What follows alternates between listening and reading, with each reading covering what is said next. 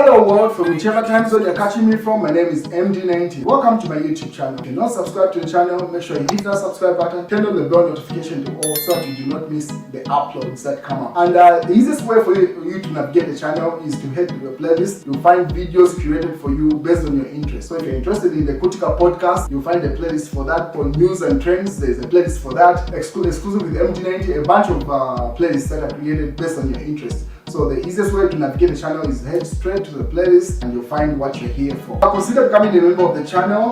Right next to the subscribe button is a join button. You click on the join button so that you can become a member of the channel.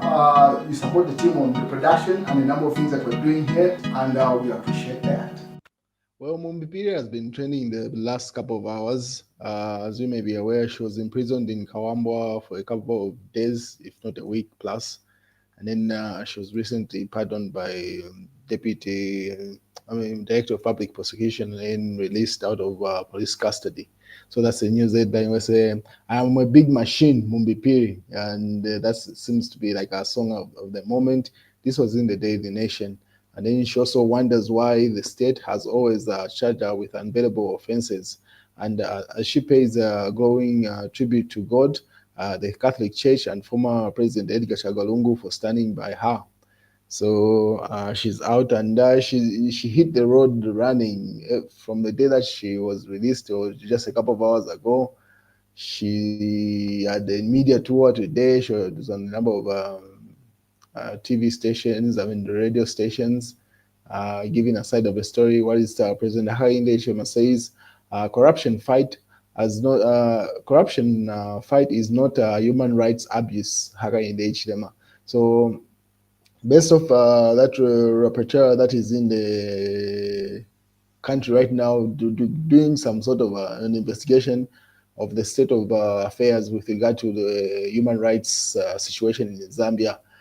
Statements have been coming from the state, also the opposition. Even Mumbipiri was at the UN offices later on after she did a media tour where she's trying to meet that particular lady so she can recount her own incidents. Once the daily revelation says, "I will camp at UN until I see rapporteur."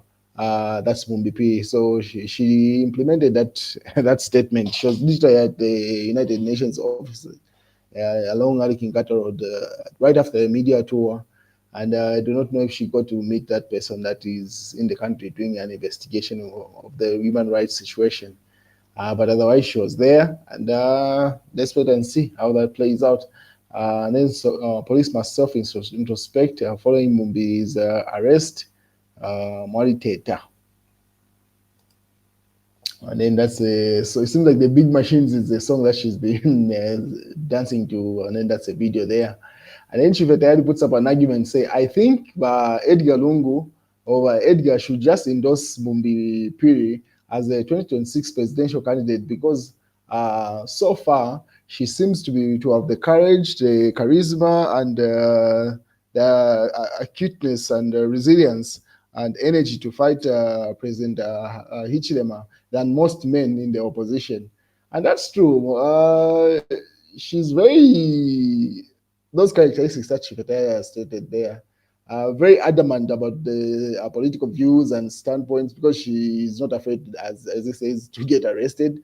Most of the opposition, once they are threatened with some form of arrest or things like that, they fall back. And obviously, with the example of GBM being in prison, what's his name? Boma Lusambo being in prison, Chitotela, Chilangwa, and a number of people. So people would fear, you find that most of these people are the breadwinners of their family, so they would rather not engage in that case. But it seems with Mumbipiri, she literally has nothing to lose. Because if you remember, even the time right before Edgar Lungu came out of retirement and came back into active politics, she was very central to that decision. Those court appearances that is Edgar Lungu's wife Esther was having in court, she's almost insisting, just come back into active politics because it seems like you're being compelled to do that. And eventually, a couple of days later, it was announced that Edgar Lungu is coming back into active politics. So Chifetari is just throwing in the card to say, I mean, at this point, you might as well, Edgar Lungu might as well endorse Mumbipiri because she's got a fighting spirit and able to be a real opposition in that sense. So these are some of the extracts that came from the media tour that she had right before she went to the UN offices. So former Patriotic Front Deputy Secretary General Honorable Mumbipi met to meet United Nations Special Rapporteur Miss Irene Khan. So it seems like she only went to set the appointment, and maybe in a couple of hours we'll find out. Or considering we're going into the weekend, probably by Monday, that's when that meeting will happen if that lady agrees to meet her. And then Smart Eagles simply states after 429 days in prison for an offense she never committed, she again escaped the claws of the United Party for National Development government police when they failed to pin evidence against her in seditious practice case. Her name is Mumbipiri, and then music 76 drums, big machines. So it seems like she was in prison for that long, 429 days. And then obviously you even add the recent ones where she spent almost a week in prison or in police custody.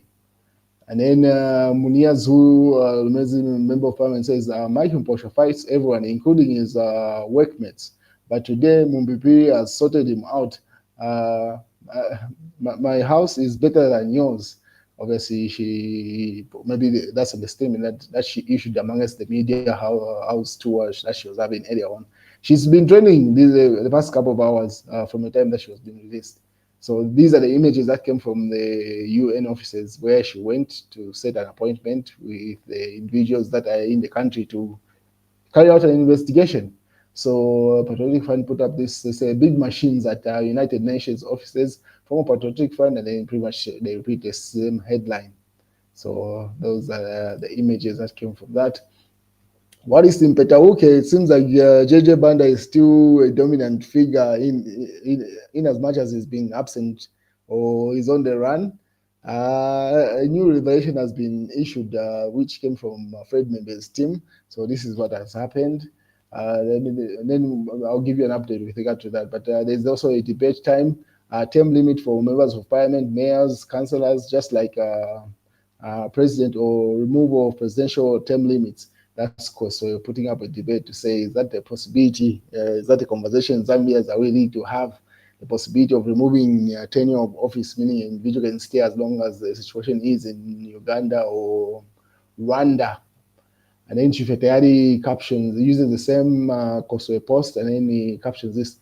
This is what I've been talking about.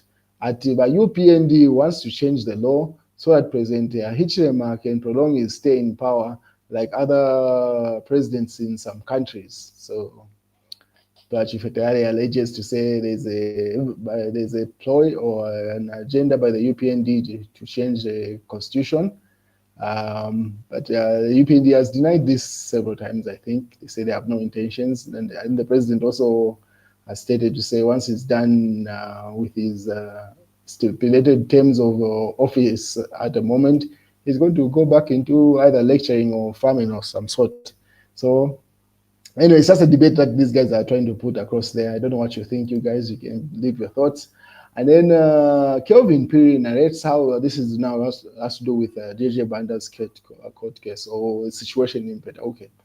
Kelvin Banda narrates how state coerced him to restart JJ Banda's case, but refused that he already forgave him for the offense that happened 9 years ago. So the individual that is alleged to have been urinated in by JJ Banda, or whose property was stolen by him, says he had forgiven him, but the state was compelling him to bring up the case. So this is what Fred Membe is. So you should have a statement, as you can see from the previous post here. You can see in the center there, that's Fred Membe, Socialist Party president, with members of his party, and then the individual that decided to forgive JJ Banda there was narrating. So this is what he had to say. Socialist Party member and of the Central Committee, Kelvin Piri, who was supposed to be the main complainant in the Emmanuel JJ Banda aggravated robbery case, says he received a lot of phone calls as the state wanted to restart the matter.